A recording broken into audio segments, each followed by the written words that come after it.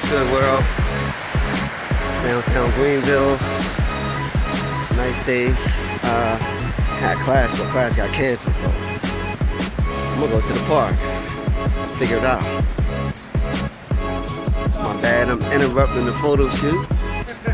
Pretty lady. Yeah, so I made a comment today on my Facebook, and it basically said,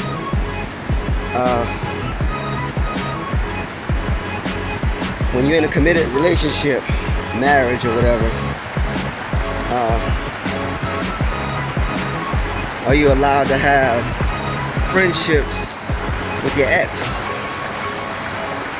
I got a lot of good comments, got some crazy ones, but let's talk about it. Oh man. All you had to do was just make one and you could get her married back. That was harder than it looked. Yeah, it is.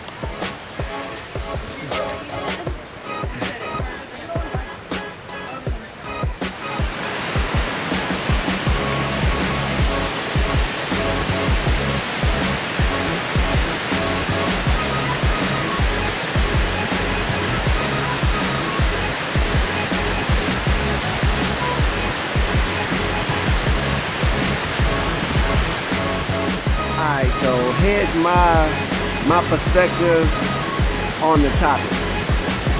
Alright, so if you're in a committed relationship, a marriage, a long-term relationship, the first thing is you gotta have a solid foundation.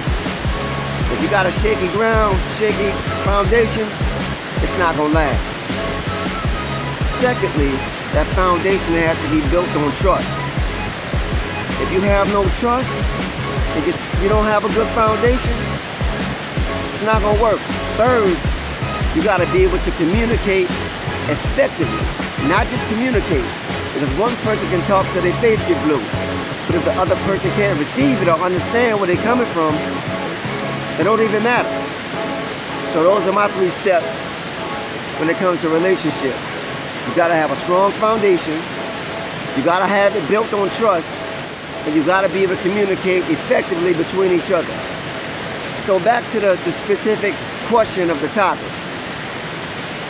Can you have a relationship with your ex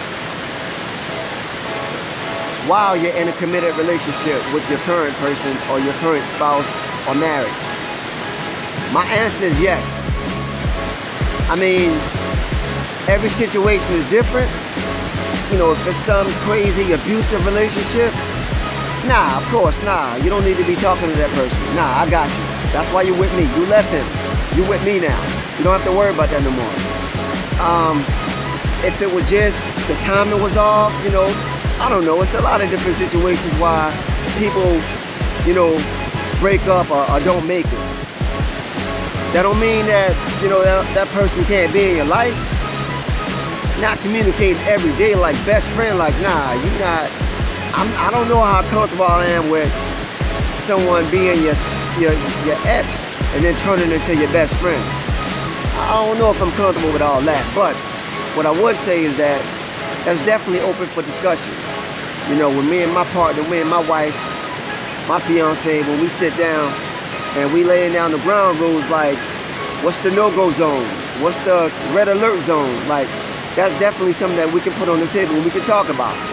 And I'm willing to compromise about that, you know? Because you meet a lot of beautiful people out in the world. You can't hold people back, man, because people gonna do what they gonna do anyway. So